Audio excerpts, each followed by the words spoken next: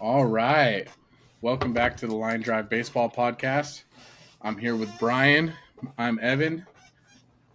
And to get us started off this week, we're going to talk about some of the transactions that have been happening right here as spring training gets started, helping teams shape up and see what they're going to look like. Some interesting spring training invites and minor league signings. And the biggest four free agents are somehow still not signed. The Boris Four. It sounds like a old bank robbing crew or something, from the Right, Wild Wild West. The right. Boris Four. So we're going to talk about all the transactions that have happened in this last week, what we think how we think they're going to affect things. Talk about the Boris Four, and also talk about deadlines for free agent signings. There's been a few mentions of that in public news, including Farhan Zaidi, the Giants' president of baseball ops, and even Rob Manfred came out and talked about it. So I wonder if that's going to happen or not, but we'll get into that a little bit later. But first of all, I just want to talk about something that brings me great joy, something that I feel like completes our lineup. And Jorge Soler, the Bay is converting to solar power. Let's freaking go, man. Oh, Yeah, man, that is awesome. that'll be interesting. A lot of people forget how good he really is, dude. Like he's got a decent resume. He's a good veteran guy, and I mean his he's got an all-star appearance. He's a two-time World Series champion. He's a World Series MVP. I mean, he brings that good locker room leadership, veteran presence, plus his bat, dude. I mean, I assume he's going to be in the DH role. Yeah. But with the cluster of the Giants organization last year that we covered last week on the podcast, to have a guy like him, I saw some social media stuff that you sent me. He looks happy. He looks happy to go to the Bay, dude. Him and his family look like they're ready to go. That's a big signing for him. I think that it's a big thing for him. Looking at his career, he hasn't exactly had a long-term home, and now that he's getting a little older, I'm sure that he's pretty happy to have a team that he's going to be with for a few years at the minimum. I looked up also something we were talking about earlier this week. So we were talking about how nobody's ever gotten even close to the Coke bottle or the glove. So the glove is approximately 507 feet, and I'm like, man, if anybody can do it, it's him, right? I mean, Oh, absolutely. we still don't have a right-handed splash hit either. So Buster Posey got one that some people may count, but it doesn't really count. It took a bounce, let's be honest. So there's never been a pure right-hand splash hit to hit McCovey Cove. And I think Soler is going to be the one to do that. I don't know about the glove. 507 in Oracle Bay wins. I mean, man, I don't know if anybody can do that. But if anybody can, it's him. That's for sure. Yeah, it's only a 3-year, $42 million contract, so it's not a bad deal at all. I mean, considering if 9 mil. I mean, Go ahead. if you look at his numbers from last year, I mean, it 36 home runs, dude. I mean, that's a big hole that the Giants have had. Not having that pop. I mean, he only batted 250, but when you hit 36 home runs, I mean, his OPS plus is 128. He had last year, dude. He did very, very well last year compared to his career stats. And I think going to San Fran on a good deal, knowing that he's not going to get traded, he's going to get comfortable really quick out there. Mm-hmm. And 2019, you got to remember too. He had such a monster year. His ceiling is a 48 homer year. So I mean, Oh and yeah, some people dude. say the home runs won't play at Oracle Park, but they've already done the statistics. And even last year, he had 36 last year, right? And they said that 32 of them would have been homers if all of the games were at Oracle Park, and only about half of them are. So it's not like the home runs are going to disappear just because he's playing in the Bay. Royals legend. Royals legend, Cubs legend, Braves legend. I mean, the dude has been a part of some special teams, and he's always been good. I'm surprised that he's undervalued as much as he is. I mean, I think that he's a better option than he's been like Joey Gallo. You might compare the two. He strikes out a little bit more than most, but he hits with a lot of power. And it's not like he's a platoon player either. This guy isn't a guy that only hits lefties. His stats against righties are a little bit lower than lefties. That's to be expected, but it's not like a big jock drop off where he can't face lefties whatsoever. I mean, when Jock would play against lefties last year, it was just embarrassing. He couldn't do a single thing to him, and it's like, man, what are we doing here? This guy is a guy that's going to be our DH every day. He's going to be in that lineup every day. He's going to be in the cleanup spot, Bob Melvin said this morning. So that's going to be really cool. And not only that, but over Zoom call, apparently Farhan thought that they were not going to have a very good chance of getting Soler because he expressed interest in staying on the East Coast. And Wilmer Flores and Tyro Estrada both got on that Zoom call, and apparently they're the ones that closed the deal. And so apparently they've already got some kind of rapport. You've already got some buddies in the clubhouse, some people you feel comfortable with. So I think I'm just really, really, really excited about this move. If we don't make another move, I'm okay. I hope we do. I'd really like to get somebody like Montgomery. I think that he might be available on a year with a second-year option deal now that the market's getting weird. So I think that would be a good option since three of our guys that are projected to be in the rotation are rookies, but we will see. The only thing that concerns me with Soler, though, is if he can stay healthy. Last year was the first year he played over 100 games since 2021. Yeah, that's definitely always been an issue for him. Farhan was saying something about that he attributes the last couple years, the on and off injuries to the turf. But I mean, the fact of the matter is he's had injury issues his entire career. So it's not like it was just in Miami. And I think if I know Miami was playing him a little bit in the outfield. And I know whenever he was in the National League, they wanted his bat in the lineup. So he had to go play in the field. Unless, obviously whenever they played in Houston that year and he hit one over the damn train tracks. Yeah. But I think with there actually being a DH role in the National League, because I know he only played 1 year with the Braves, and then the beginning of his career he was with the Cubs. So he's been in the American League where he's been used to having the DH role, and then when he came to the National League, it wasn't quite there yet. But now that that's set in stone, I feel like the Giants are like, go hit us some home runs, go drive us the runs that we needed, and let's go beat them Dodgers. Yeah, that's a good signing. I like it. And he's only 31. He's going on 32. So a 3-year deal. I mean, if he is just a power guy, you got guys like Nelson Cruz who played up till they're 40. JD Martinez is getting up there. So who knows? I mean, he might be a good option for a couple more years after that 3-year deal. You know who else is getting up there? That leads us into our next topic, making an old man comeback. Pablo Sandoval, the Kung Fu Panda, making a comeback. I don't know if this guy's going to make the team, but I mean, just the vibes in spring training are going to be immaculate. Just to have him out there again is going to be incredible. I mean, man, I ran through so much highlights with my wife.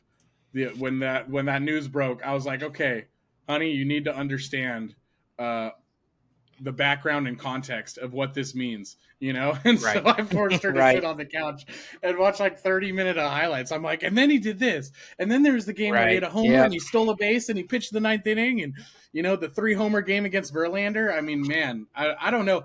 I mean, the two things that I do know that make this possible that he might make the team is he looked really good in Dubai. Of course, your top pitcher over there is Bartolo Colon. Big sexy baby. He hit the baseball world's first ever 6-run homer over there because that's possible with their rules. But the other thing is I've been seeing pictures of him and he looks a lot slimmer than he did in his last playing days. He looks like he's slimmed down. He might be in better shape. I really don't know.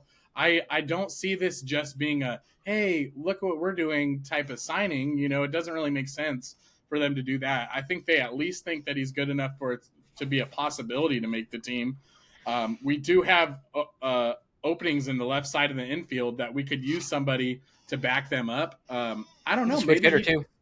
Yeah, maybe he'd spend time at AAA at this point. If he really wants to play baseball again, maybe he'd be okay with spending time in AAA and being there in case we need injury help. I really have no idea, but I just know that it's going to be amazing to see him back in a Giants uni.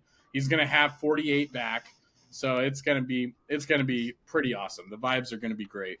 It's kind of reminds me of what the Giants did with Sandoval, what the Cardinals did with Matt Carpenter. It's like you're not the same guy, but you started your career here. You're a good clubhouse leader.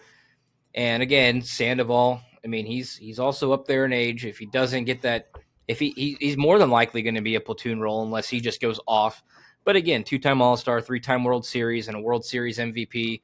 Match him up with Soler, get a little bit of that veteran presence, and then of course, he was part of the big three in San Francisco during that 2010 run, with Mad Absolutely. Bum and Posey. So, it's a good fan signing. And if he does good, he does good. And if he doesn't, he'd be a good, even if he has to go to AAA, he'd be a great mentor down there for the younger guys to get them, where they need to be physically and mentally just to get ready to be, major league ready. So, I mean, either way, it's a win-win. It's not like they went and signed him for $5 million or anything. Was it a minor league deal, you said?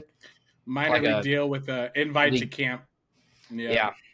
And I think, like I said, it'll be it's a good signing for them. Even if he doesn't make it, he'll be at spring training to work with the kids, work with the younger guys. And I mean, you can't really beat that. It's kind of like reminds me, like I said, with Matt Carpenter and a lot of like with Adam Wainwright last year, because Wainwright was struggling last year, but he's just that clubhouse leader. And that's what, you need somebody like that, especially like you said, after last year, playing poker after a loss and with the veteran guys, the people who should be, hey, Are the leaders, yeah. we suck and we shouldn't be playing, games right now. We should be doing other things. But I feel like the Giants are making a big shakeup. They got a new coach. They're bringing in a lot of these veteran guys to show them the right way of how things are supposed to be done, because a lot of those guys are still on the team that were on the team from last year, and they saw how, the locker room leaders would, do their thing, and it's not right. So bringing these veteran guys in, I mean, it's a low risk, high reward, and I like it. And I like it. He can impart what it really means to be a Giant to these guys. Obviously, the vibes that used to be there during the even year Magic, everything like that it's not there anymore. These kids have not experienced the magic that Pablo was a part of. And obviously the leadership crumbled. Logan Webb apparently has taken a huge step up. He was there first day spring training, making Kid's all gonna the be rookies. a Giant for life. Oh yeah, he was making all the rookies and the young kids go around and say good morning to each one of the veterans at first thing they do in the morning, every single morning. So he's imparting a little regimen. He's like, this is how we're gonna do things around here. And I think he's gonna be a great leader. He's not even that old. He's barely not a rookie at this point. But just to have somebody that young and that mentally matured, be like, hey, this is how, and that's how the Cardinals organization is. That's why we're like, we're like prestigious in a sense, because we've always had those locker room leaders. If it wasn't, you go back to my time, you have Pujols, Molina, and Wainwright, and they played on the Cardinals for so long, and it's the Cardinal way. And I feel like that San Francisco is missing that, what it's like to be a Giant.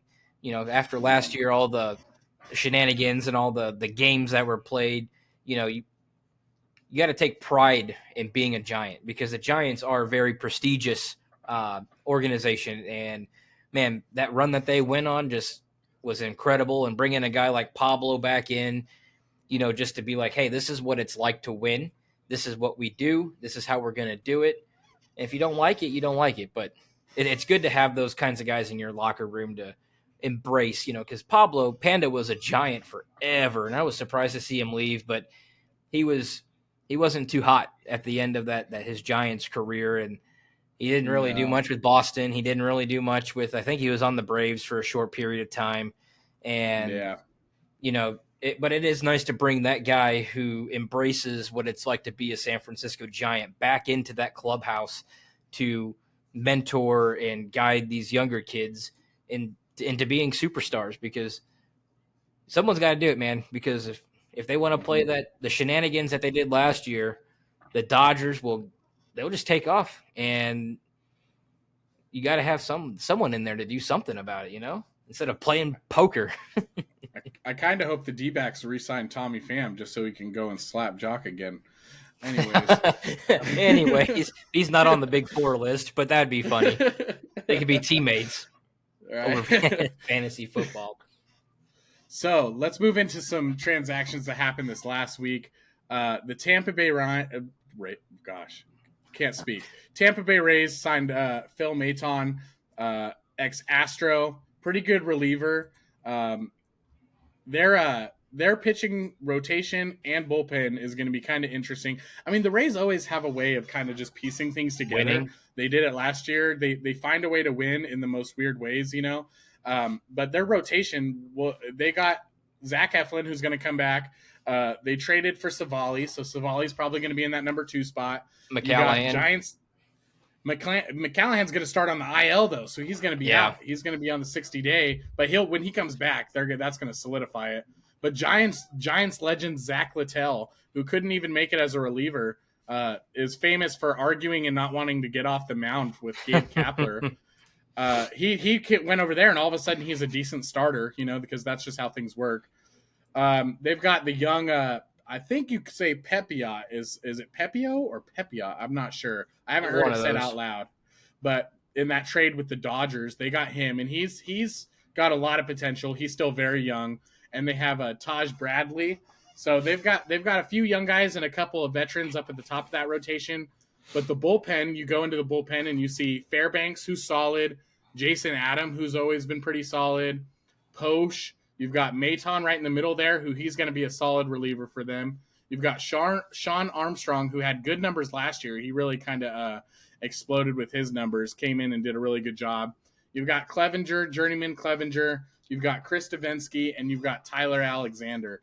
So, I mean, that bullpen, it may not be one of the best bullpens in baseball, but I think the Maton signing brings a little bit more consistency.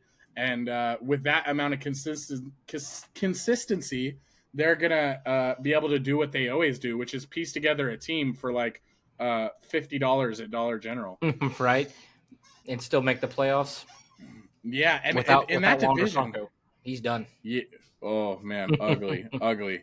Man, if you guys haven't seen the details on that, you know, I don't know. It's not for the weak stomached. It's pretty sick. He's a horrible, horrible person. Nobody saw that coming. Crazy young star, just wild. Anyways, the Rays in that division, though, I mean, that's the only thing. They always find a way to win, so you can't count them out. But, I mean, that division just gets stronger and stronger. The only people that aren't going to give a good run, in my opinion, are the Red Sox. But you've got the Yankees, the Orioles, and the Blue Jays all with absolute squads. Yeah, and like this Maton deal's not going to push them over the edge. I mean, Kitteridge is now on the Cardinals, so I think he's just going to kind of, you know, fill that little piece in. But, I mean, last year Maton was 4-3, 3 ERA in 68 games. I mean, he's solid. But like I said, he's nothing special, in my opinion. I mean, he's had last 2 seasons were really good with Houston, but you know, when he started off with the Pods and went to Cleveland, he was just kind of all over the place, and you know, higher ERA, pretty high earned runs and everything like that. But last year he did pitch 66 innings, which is almost a career high, which is a good thing. You know, it is what it is. I think they're just filling in pieces, and the Rays will be the Rays, and they don't ever go out and get any big name people. They just kind of get some decent, I'm not going to say good guys. I don't think Maton's good, but he's not horrible. He's just kind of decent, in my opinion. And they get all these guys together, and somehow they just, like you said, they just find a way to win, which is really interesting to me.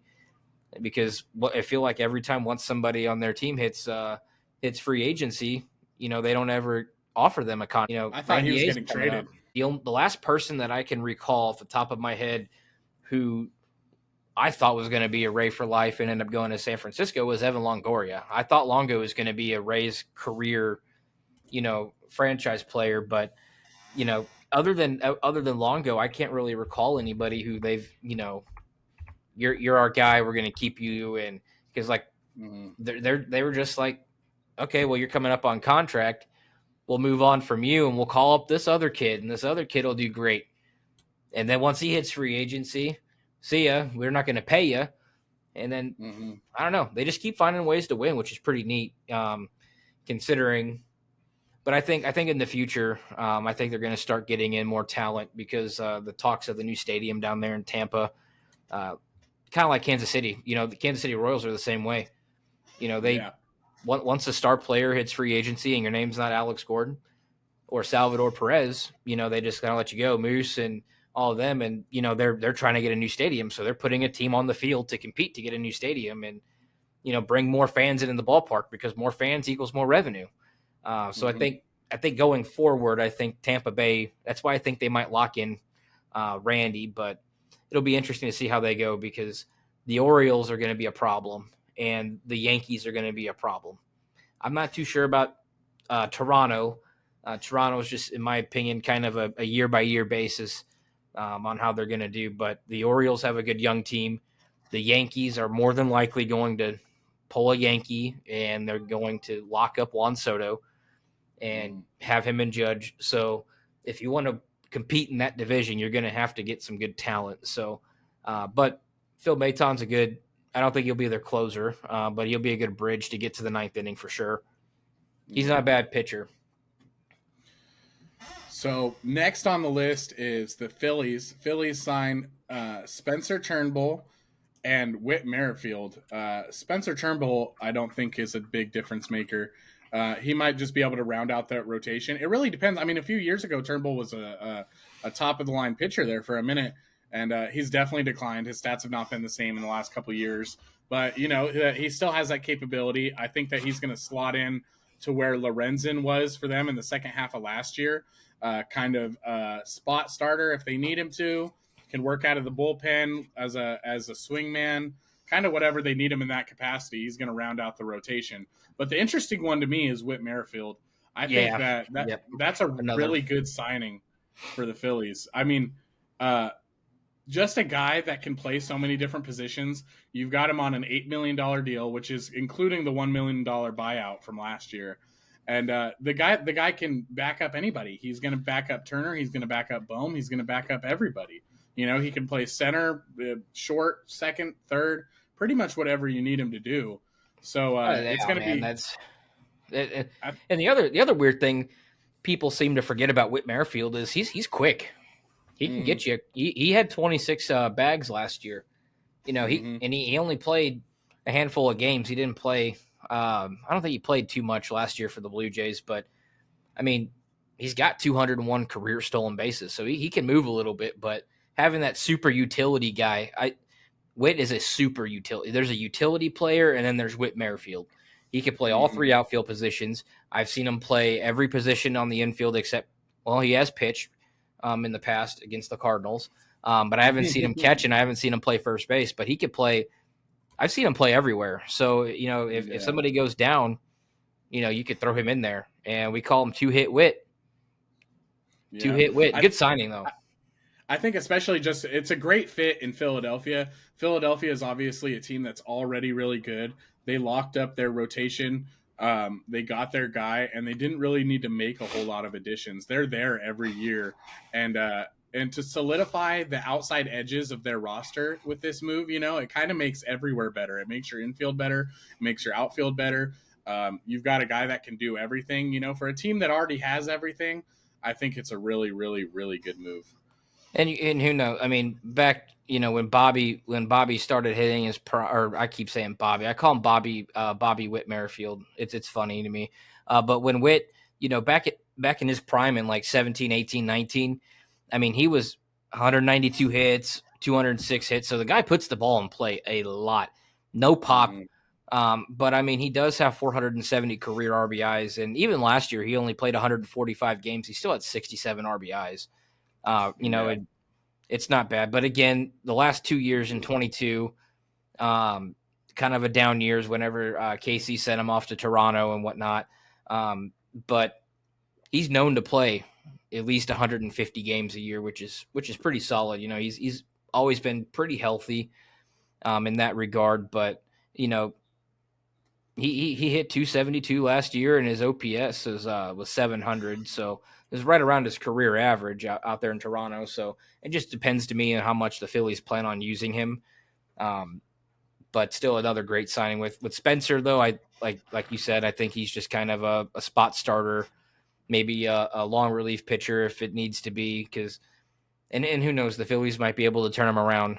He's hasn't really played much.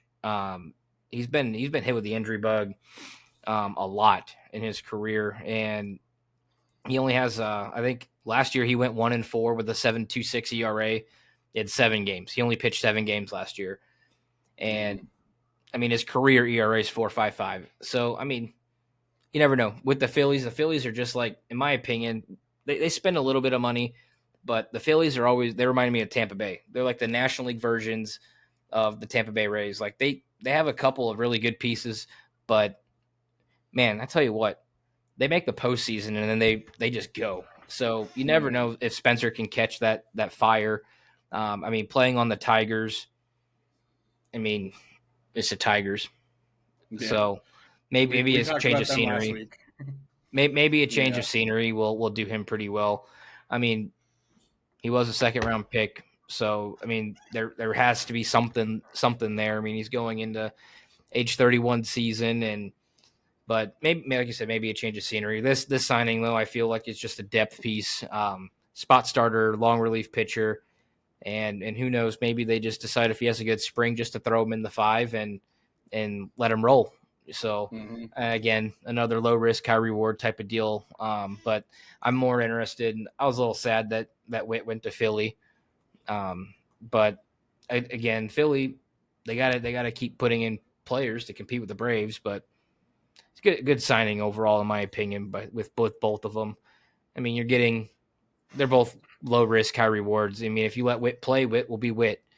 So, and he's a 3-time All-Star, so he's another good veteran locker room presence for the Phillies there. Super utility guy, especially now that I believe Harper's going to be playing first base full time. So that opens up that outfield spot if they need him out there, or second base, or I think Alec Boehm's going to solidify over there at third base. He's shown some flashes, but I think Whit might be that utility player because they didn't sign Hoskins back, and they're like, Harper's going to be first base going forward. So I'm not sure if they signed him just to take Harper's spot out there in the outfield or what, but I think it's still a pretty good signing. He's 35, so I'm not sure how much you're going to get out of him, but another good locker room veteran because they have a really young team as well. So it'll be interesting to see what the Phillies can do with this. Right. Now we've got the Mets move of the offseason. I'm just playing. It's really nothing at all, but the Mets are not in a good place this year. I'm sure they'll be back going for everybody next year. But it is interesting, at least to me, Shintaro Fujinami.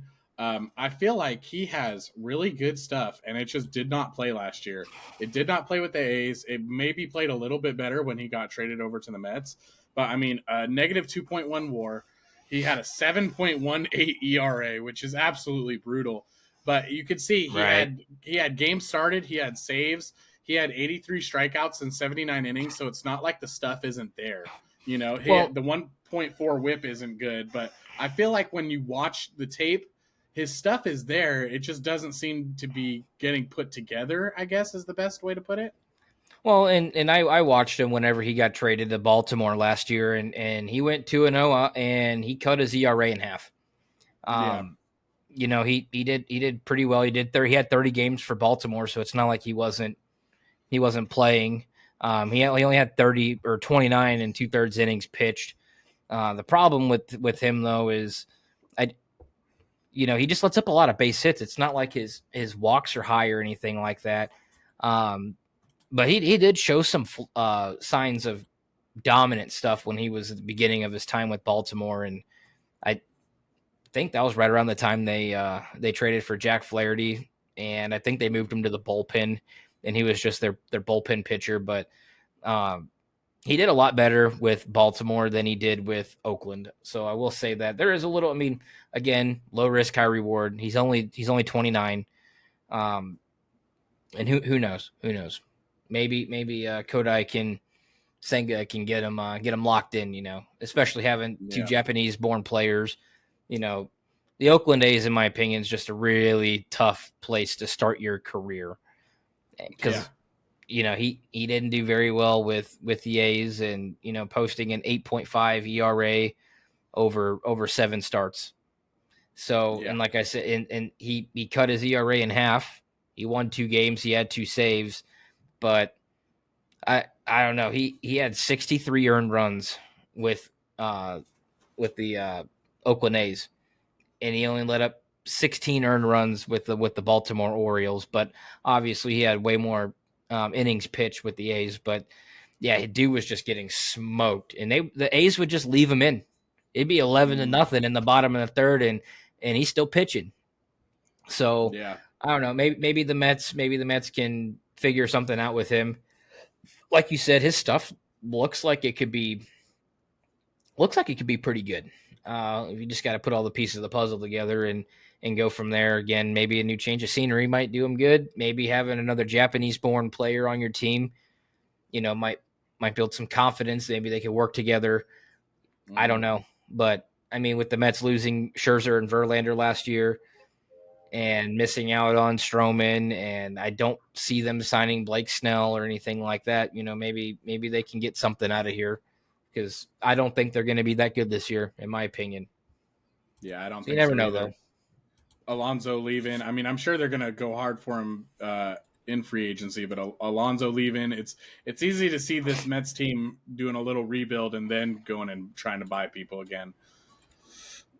But That is true. so the Blue Jays, if the Niners signed half the people the Blue Jays signed, I think we might have won the Super Bowl. You've got Danny Burgers probably would have at least slowed down Jones coming through the middle. But they signed Eduardo Escobar and Daniel Vogelbach to minor league deals with camp invites. So I think I doubt that both people are going to make the team. That infield's pretty full too, so it kind of hints at me that they might have a move up their sleeve, that somebody might be getting shipped.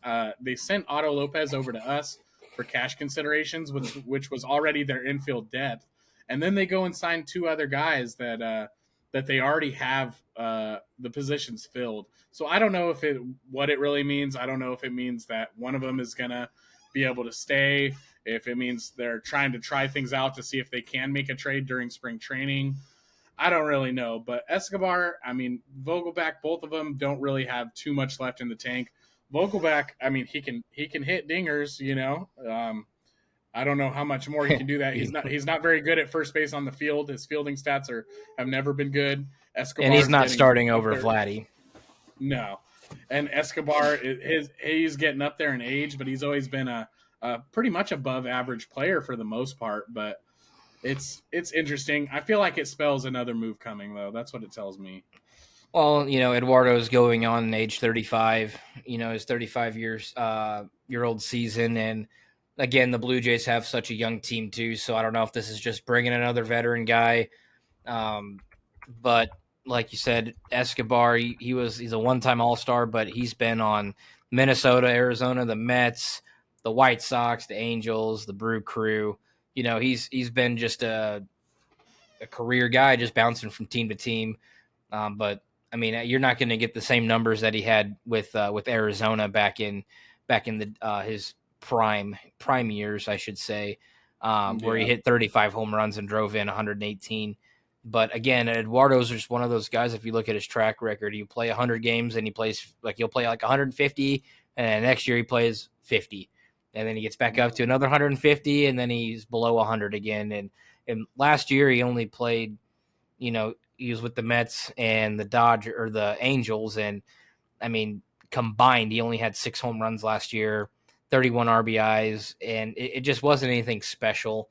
I've always liked him.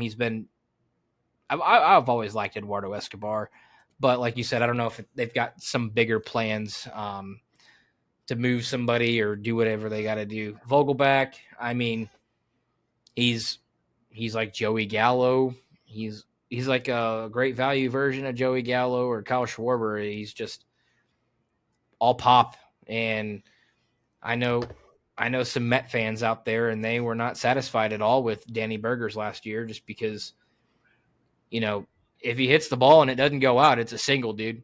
It doesn't matter Yeah. if you hit it in Triples Alley out Yeah. there in New York, bro. It's going to be a single, and I know a lot of fans weren't too pleased about his performance, and I don't know. You never know, though. I mean, he might be a good platoon guy, the DH. I don't even know who their DH is these days off the top of my head. I don't even think they know at this point. All I know is that Vladdy's their first baseman and Bo's their shortstop. Yeah. But Vogelbach's not playing first base. He's not going to touch the field. If anything, he's going to be a DH. Again, maybe you can get some upside out of Danny Burgers, but because the Mets didn't, and Mets fans weren't too happy about it. But Eduardo, I mean, he's a switch hitter, so might be able to make the team based off of that and just his track record. I mean, when he's good, he's good, but when he's bad, he's hurt. So you just never know, and it might just be a depth signing. I don't think these guys are gonna, take up spots on the main roster if they have better options, better younger players. So it'll be interesting to see what comes out of spring training. I'm really excited that spring's right around the corner. We can get a good look at some of these guys. Last year's spring training, in my opinion, was one of the better spring trainings, just because you got to see a lot of the younger guys play because of the World Baseball Classic. A lot of the Cardinal guys were gone, and Mason Wynn got to play a lot. So it'll be interesting to see, though, how all these guys go. I've been watching some videos that come up on TikTok or Facebook Reels or Instagram, and man, I'm just ready for the season to start and kind of see where things go. But I don't think these are going to be impactful signings. They might be trade pieces. They might be trying to move one of their younger guys to get a bigger haul back. You never know, and these guys will just fill in. But they're in that same division with the Yankees and the Orioles, where they're going to have to put some talent on the field, because only one person can win the division, and there's a ton of teams in the American League that are good enough to win the wild card. So I don't know. The Blue Jays are just one of those teams that they're just decent. They're not good. They're not bad. But I think it's time with having Bo and Vlad in their lineup that Blue Jays fans are expecting wins now. They're not rookies anymore, and it's their time to shine. So I think maybe something else is brewing that we don't know about yet, and we'll just have to see how that all plays out. Yeah.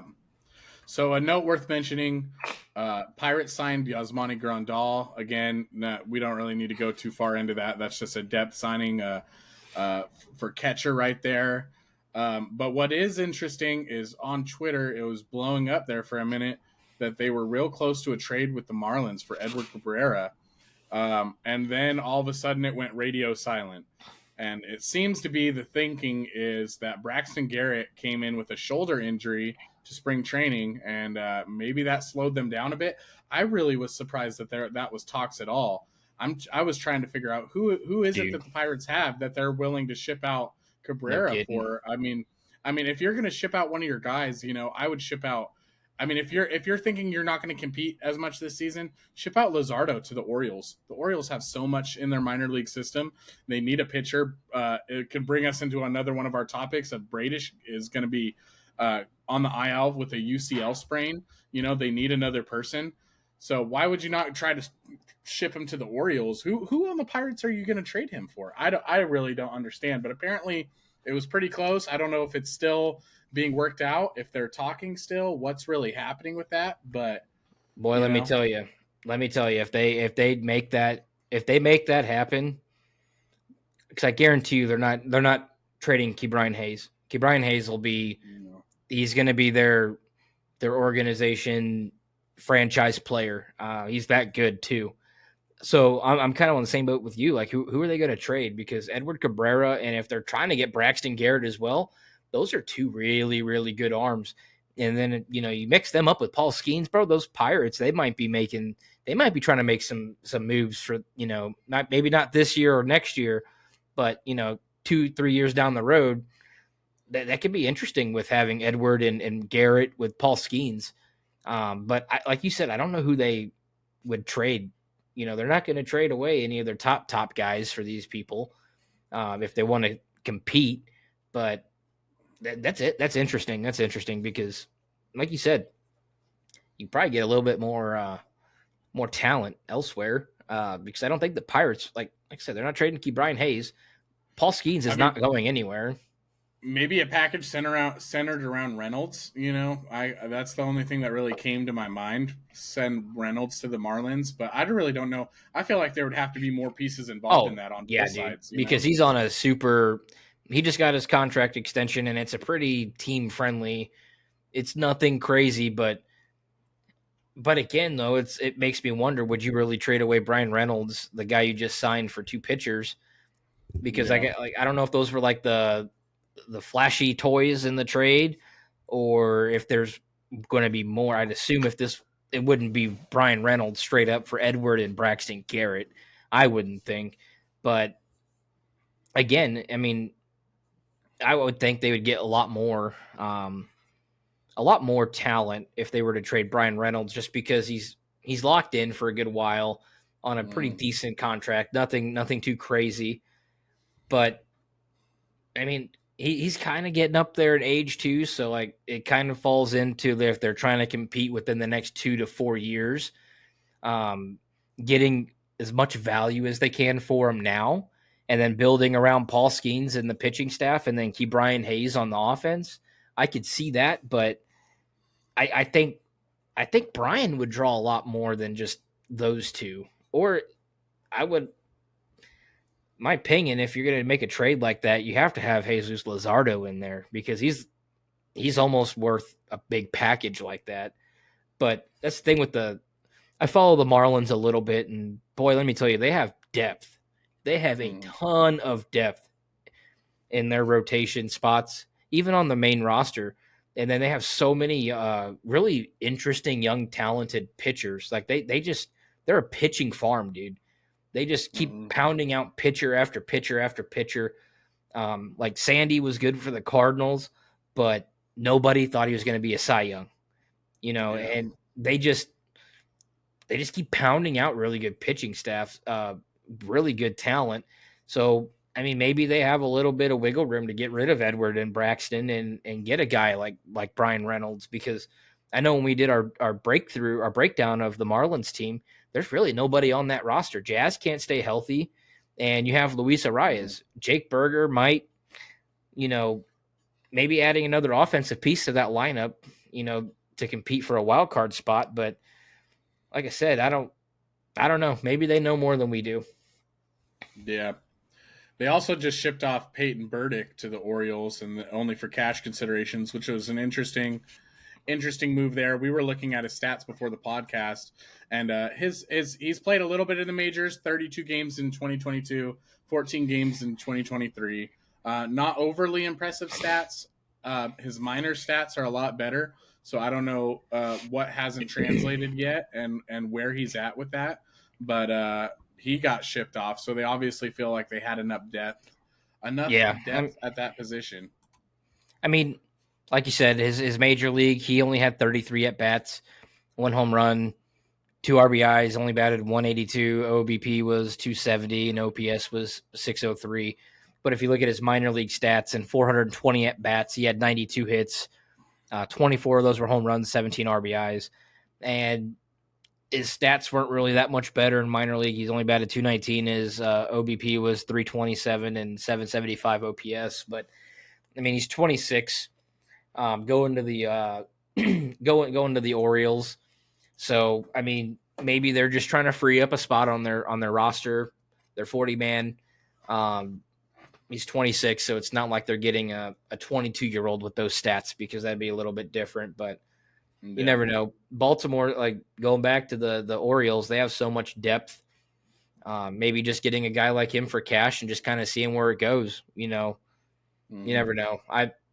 I'm not sure how I feel about it, but I mean, he's an outfielder, and nothing too impressive. But you never know with those cash considerations, dude, because the Cardinals are notorious for getting rid of people for cash considerations, and then you end up losing a guy like Adolis Garcia. So you never know. Yeah, very true. You never know. So the Orioles also, like we said earlier, they had Bradish go to the IL. He's going to be on starting the year on the IL with the UCL injury. So right after they get Burns, they get their main guy. Everybody's talking about their 1-2 punch, and this guy goes down to start the year. They're already missing Batista in the bullpen. Um, I'm guessing they have to go out and try to get somebody. There was rumors they're interested in Luzardo from the Marlins, like we talked about. But I mean, I imagine that they're going to have to try to add somebody to that team now. I mean, who else do they have? They have Means. Means was good at one point. He has not looked good and has been struggling with After his injuries. Tommy John. Yeah, it's just I don't think the rotation is there now without that guy. I think you got to go and try and get somebody else before the year starts. And the funny thing is, I actually saw a TikTok video about what happened to like the top prospects from I think it was specifically the 2018 draft where Kyle was drafted, and he was regarded as one of the top pitching prospects back in coming through the minors, but he's just been injury bug after injury bug after injury bug. But last year, whenever he was on, I mean, he went 12-7 with the 2.83 ERA, and he had 168 innings. He only let up 14 home runs, which isn't terrible at all. And his ERA plus was 146. But his strikeout to walk ratio last year, 168 punch outs to 44 walks. Like, if he's healthy, he's a really solid guy.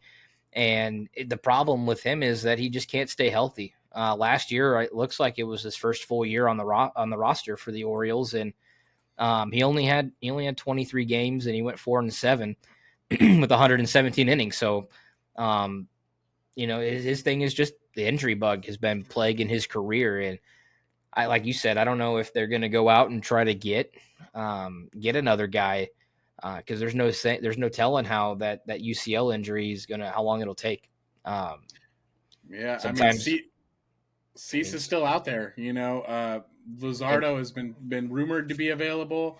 And Snell and Montgomery are still sitting out there. I think they're asking twice their value, but they're still sitting out there. Maybe this changes things, and the Orioles get a little bit more desperate to go and sign one of those guys. With the Baltimore Orioles, though, it could go either way. They have the cap room to go sign Blake Snell or Jordan Montgomery. But on the flip side, if they wanted to go get Jesus Luzardo, if they wanted to go get Dylan Cease, and they have the prospects to do it. It's like they have like unlimited prospects these days. Like they're like the Reds. They just have so much talent in their farm system that I could see, if it was a salary issue, maybe I could see the trade over the free agent signing. But they get a guy like, Montgomery or Blake Snell and have that ace. And then you have Corbin Burns, who's also that ace material. I mean, I could see it going either way. It'll be interesting to see what they do in regards to that, because I think the Orioles are at that point right now. We're in win mode. We're not rebuilding anymore. We made the playoffs last year with what we had. Let's build off of that. And I could see them, going out there and getting another pitcher. I don't think Grayson Rodriguez. I don't think he's going to be what they're looking for. Grayson's really good, but he hasn't been good in the bigs. So I could definitely see them going to talk to like the Marlins and seeing what they got to offer.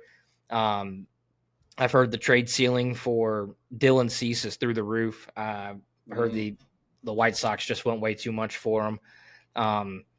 But Baltimore, they have the financial capabilities to go sign a free agent, and they also have the prospects to go get a guy like Luzardo or go get a guy. I mean, hell, they might even slide in and go steal Edward Cabrera from them.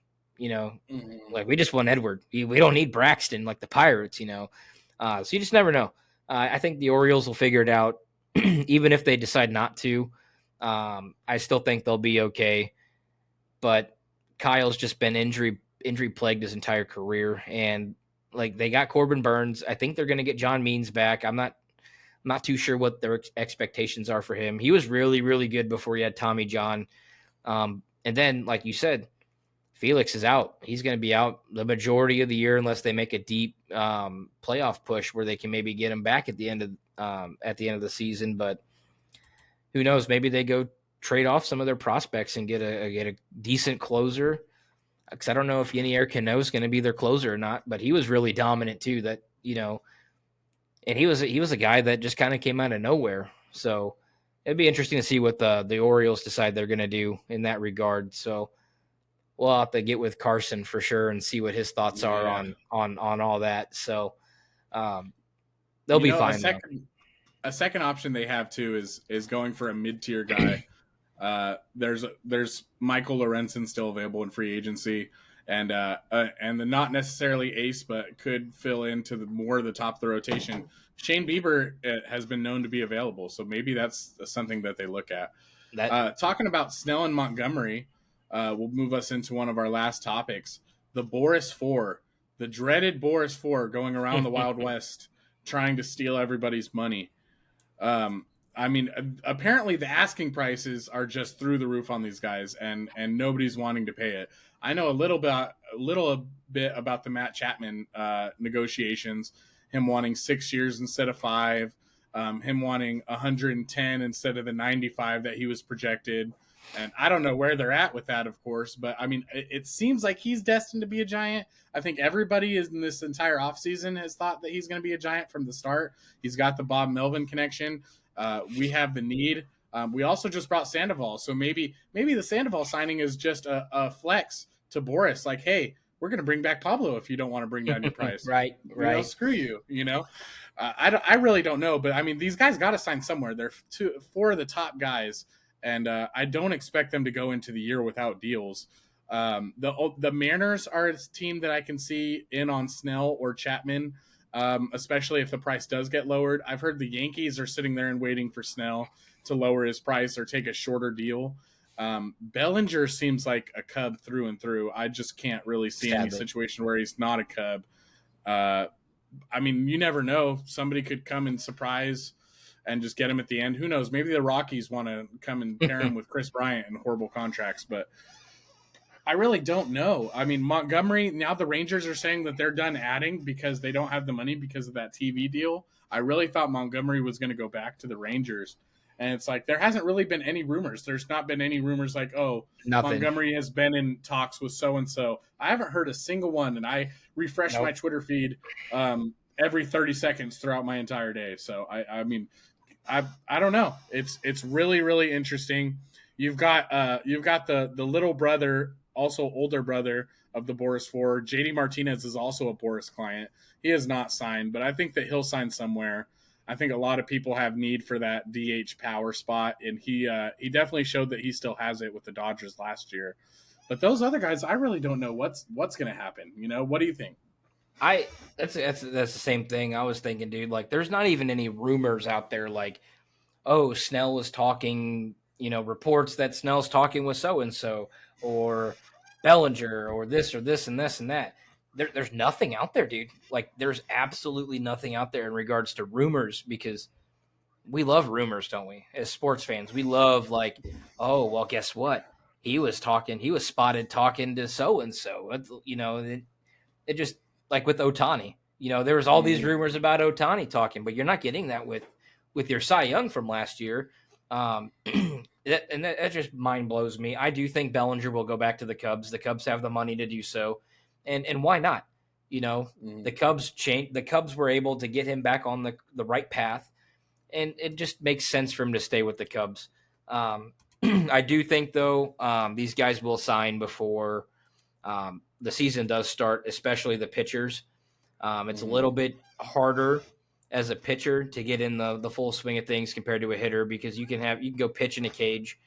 You can take live reps with friends and stuff like that.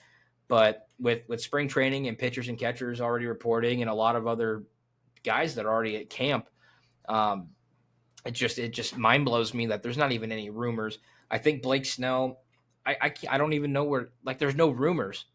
I don't know where Blake Snell's going to go. I would love to see him in Seattle.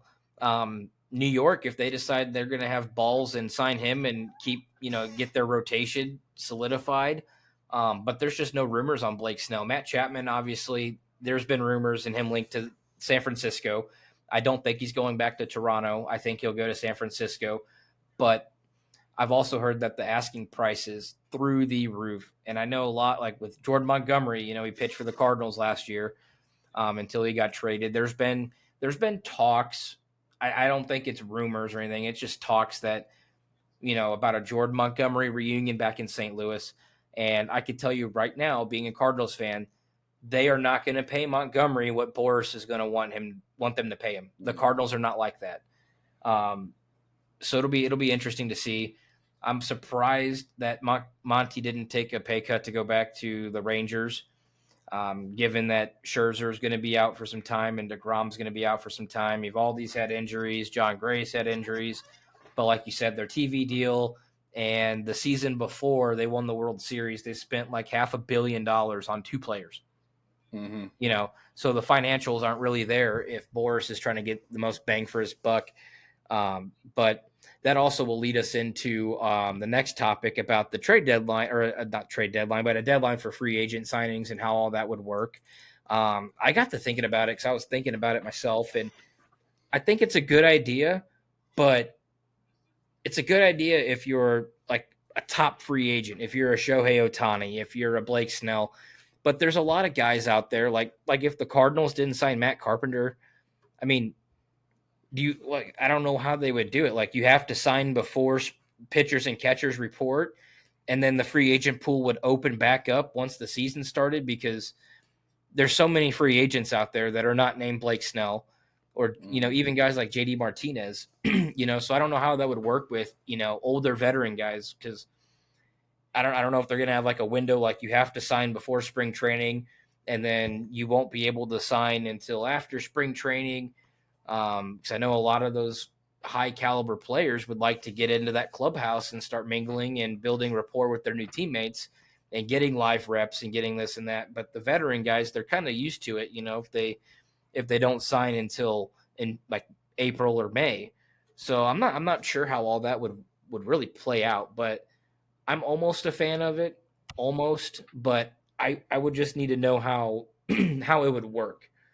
I just, like, if they say you have to sign before pitchers and catchers report, and then they close the free agent window, and then they open it back up day 1 of the regular season, I could see that. But as a baseball fan, it is annoying that you still have. I'm gonna say you have the big 4. I'm gonna add JD Martinez in there because he hit 30 some odd high 30s home run. I think it was like 36 or 38 home runs last year. Mm-hmm. And being a sports fan, you want to see where these guys are going to go, because if the asking price is too high, teams will just say, you know what, we'll just rock with what we got, Yeah. And it's just a shame that we're sitting here and in Central Time, it is February 19th and spring training starts in like a week. Yeah. And we got all these guys who are still free agents. So we thought after Ohtani signed. So I've seen one way that I could see it working out. Somebody mentioned this, and it made a lot of sense to me. The signing deadline could be for only multi-year deals. So your big contracts, your guys that are signing multi-year deals, your young guys in your prime, all those kind of people. If you want to sign a multi-year deal, then it has to be by January 1st. Everyone, if after that, only 1-year deals are allowed. So say these big guys, Bellinger and all these guys, if you don't get that deal done by January 1st, then you have to stick with another 1-year deal on some team and then go back to free agency the next year. And that when I heard that, I was like, that could work. That could definitely work. And that would work, like you said, for all these veterans and stuff. It wouldn't really affect them. It's not slowing the market for them. That's what they're usually looking for anyways, is a 1-year deal, So it's not going to slow anybody else down. And it puts a little more pressure on people like Boris and these players. I don't know how it would work if the Players Association would be okay with that. I think it would be a mixed bag, because I think the young guys are going to be like, hey, this doesn't work for me. I want to get the most money possible. But then You've got everybody else. You've got a million free agents. Like, say, let's just use the example of Brandon Belt. Brandon Belt's still out there. I don't think anybody's even talking to him, even though he probably will sign somewhere. because everybody's waiting on these big names. Everybody's waiting to see what happens on these big names the entire offseason, and it's kind of screwed guys like that. So And I it think it's might actually also, get a vote. and I think it also screws up the trade market because I guarantee you that's why Dylan Cease hasn't been moved. I guarantee you that's why there hasn't been a lot of splash trades this offseason because, at the beginning of the offseason, teams that need pitching, Ohtani was an option. Not this year, but going forward, Ohtani's and then you have Yamamoto, and then you have, you have all these other people that are impactful towards the trade market. Because I guarantee you that's why Dylan Cease hasn't been traded yet, because teams might still be considering signing Blake Snell or Jordan Montgomery, and I think that would open up a big, option for people to trade. Because I know the White Sox are going to trade Dylan Cease. Dylan Cease is not going to be, he's not going to be on the White Sox at the trade deadline. He's going to be elsewhere. But I feel like it's just slowing down the market because they're waiting on these guys to sign. Like whenever, we thought the big two starting pitchers in Ohtani, I thought after Ohtani signed, the market was just going to be like everybody's priority was to sign Ohtani. And Ohtani was going to be the guy who's going to get that $700 million contract. And if you were out on Ohtani, go get all these other players and kind of build around what your Ohtani deal would have been. But obviously, we're still sitting here in mid-February, late February, and we still got some. Hell, the Cy Young from last year is still a free agent. I that's been the most disappointing thing.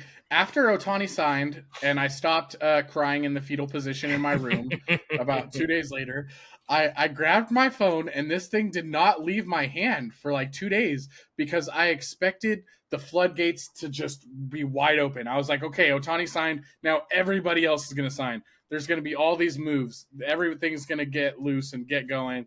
And then it just never happened. And I'm and it just went on and on and on. Well, Ohtani signed, and then I was like, okay, the bidding war for Ohtani's done. And then I was like, okay, maybe just wait a little bit longer because Yamamoto is going to get a bag. So I was like, okay, those two guys are obviously 1 and 2 on the free agent board this last offseason. So, as a fan, I'm like, okay, they're gone. And apparently everybody was in. Even the Cardinals had talked to Ohtani and Yamamoto. Obviously, with Lars Nootbaar, his presence and everything being on Japan's WBC team. It's all lies. Lies. But, Ohtani came out of the Giants too, didn't he, with Buster? Man, so, I think those guys were Dodgers from the gate. That's my conspiracy theory, man. I think that they knew they were going to be Dodgers since the beginning of last year. I think it was all a ruse. Yeah, and I don't know, but like if they do decide January 1st, and I haven't heard that. I've been busy all weekend with the kiddos. I was just kind of scrolling through, and I saw that rumor, and then I saw Manfred saying that 2029 is like his last year as commish. But I also saw that he wants to get that changed before he passes the torch on over to the next person. And I hadn't, just like I said, I've been busy with both kids this weekend, and I haven't really got a chance to look into it much. But if that is the case where you have to sign a multi-year deal before January 1st and anything after that's a 1-year deal, I'm okay with that because I think that's why I think a lot of teams, maybe not Blake Snell, but definitely Cody Bellinger, they're like, okay, he had one good bounce back year. Do we gamble and give him that 5-6 year contract that he's asking for and potentially him, relapse into pre-Chicago Cub Cody Bellinger and then being stuck with that contract? But I do like it because it does gives guys like Bellinger another year to be like, look, I can be consistent. I can hit 30 home runs. I can bat close to 300. I can get on base. I can play the field. I can do all this. And then if you do that for 2 straight years, then teams would be like, okay, well, now we're more comfortable giving you what you're asking for. The only thing I could see with Blake Snell is that he's asking for so much money and teams are just worried about his walks per 9. And he won the Cy Young. He's going to get paid wherever he goes, but I think teams are hesitant to give him that big deal because he does walk a lot of guys. He's been healthy. It's not an injury issue with any of these guys. Not only that, but you know how many years that this is just a rumor. I don't have any legit sources, but this is things that I'm seeing from multiple sources. is that 9 years. 9 years. The dude's 31. Why are you asking for a contract until you're 40? You're not Ohtani, dog. Yeah, it's not going to happen. I think people saw last year. You saw the Correa deal that fell through.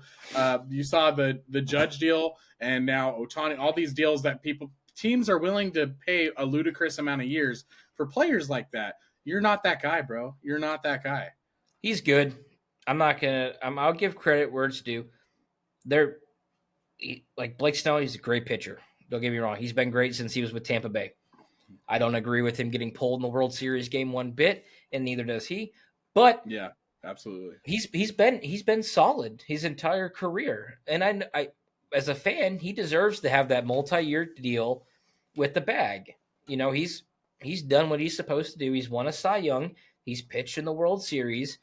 But the thing is, man, if you want 9 years, you're a little bit past your prime, I think, for a 9-year deal. Like if he was like 25 to 28, 9 years, Ohtani that shit before they, take it away and defer it all and everything like that. But if he's asking for 9 years, that's a big gamble, dude, because not very many pitchers these days can pitch up until they're 40.